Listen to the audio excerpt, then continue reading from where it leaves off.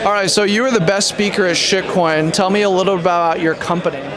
So my company is kind of just me right now, trying to figure out how to really monetize the blonde broker. I really want to use my platform to educate women in the space and get them interested in finance, the stock market, Web3, because it's intimidating for those that are on the outside looking in. But what you guys don't have is resources to really dive into it. So I want to provide that with YouTube or with the podcast and other stuff, just to be able to help give back and let people know that you can make it in this world. Right. I totally agree. I'm like 100% on board with that mission, helping the people who traditionally wouldn't have the motivation or have the opportunity to do those types of things and take advantage of this really democratized space where you can go and kick those other people who were successful right on out and be like, you know what, it's our time to shine. It's our time to shine. So I want to ask you, who is your ideal customer and what is the problem that you really want to solve? So my ideal customer would really be anyone that is just interested in Web3 and finance. A problem that I want to solve, and what I have been asked before, is my little siblings wanted to invest in the stock market and they were terrified. They didn't know what to do, where to put their money in, and that's a problem to me. Like, I feel like a class should have been dedicated to high school students about investing in your Roth IRA before a 401k. And a lot of people tend to max out your 401k instead of a Roth, and that's wrong. But you wouldn't know that. So we need these like simple courses or just one class offered with free resources and books for people to read and stuff to set you up for success for your future, and not just, I don't even know if there are any like general classes. I think when I was in high school, they taught us how to write a checkbook, and I think I've used a checkbook twice. So. I haven't, so I'm definitely part of See, that. this is the problem. I'm definitely part of that generation because I've never used a checkbook, and honestly, I'm sort of ashamed of this. I've never shot film. I have never filmed on an analog film reel or like shot an actual like film strip in photography. So it's weird because it changes so fast. All of us have the Black Mirror in our pocket now. How do you feel about the future of this sort of like technological stuff, and where's the biggest problem waiting to be solved, and where's the biggest opportunity for young people to come in your mind?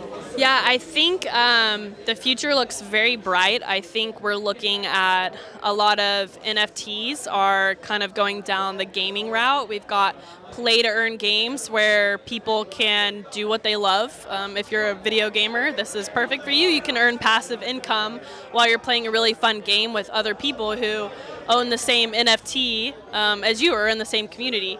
Also, there's work to earn. That's a new concept. And then a lot of music NFTs have been really big lately. I think they're trying to break the big label ownership of an artist, and they're able to like give royalties back to the investor if like a song makes it big or hits it big. So I kind of think NFTs have evolved from just a form of art to really something with utility that solves problems. Right, that's huge. And Chance the Rapper was one of the biggest, most influential people to be like, no label going platinum, and everybody was stunned. They didn't believe it could be done. But in the internet era, that happens on camera too often. He like licked his lips at the camera. You can go through, it's totally fine. Just don't look directly at the camera and lick your lips like the other guy. He said nope. Nope.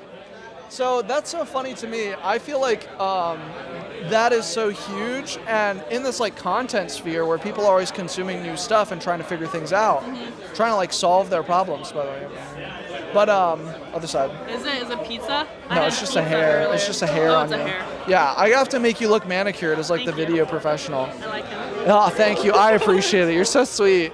So one of the biggest things for me is like having that podcast. The easiest way to make content, in my opinion, is having the podcast and segmenting that down. If you have a video podcast, you can slice it up. Colin and Samir have a famous YouTube channel that nobody realizes is like, oh, it's just 30 seconds of like edited footage, and then it goes back into them on a podcast. And it's like, wait a minute, so it was a podcast all along and the YouTube video is just editing. That's like literally all it is. But I wanted to ask you, what are your visions moving forward with your own company?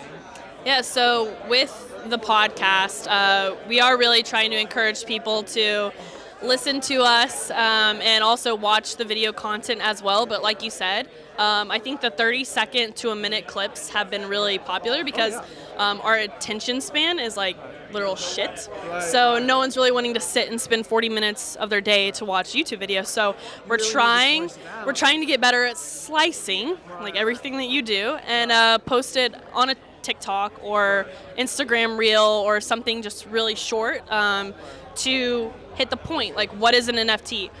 What is crypto? What is Bitcoin? How to invest, like basics. And that's kind of what we need to really focus on, and hopefully we'll grab the audience and do well with it.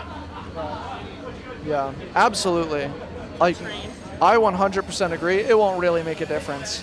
But I 100% agree with that because so many people are, having low attention span. They want to see something direct. If you see a video on a website, you really just want to see something really quick, cut to the point. And that's what a lot of video didn't do for a long time, is they didn't get to the point. They wanted to advertise themselves first instead of add value first, which I love that more than anything. So I just wanted to ask you, what are your handles and what's a good way to reach you and get inspired by you and sample some of your value until they want to hire you to do something amazing? Awesome. Yeah, so you can find me on Twitter at @TheBlondeBroker. My Instagram handle is @theblondebroker.eth. I had to throw in the ETH in there.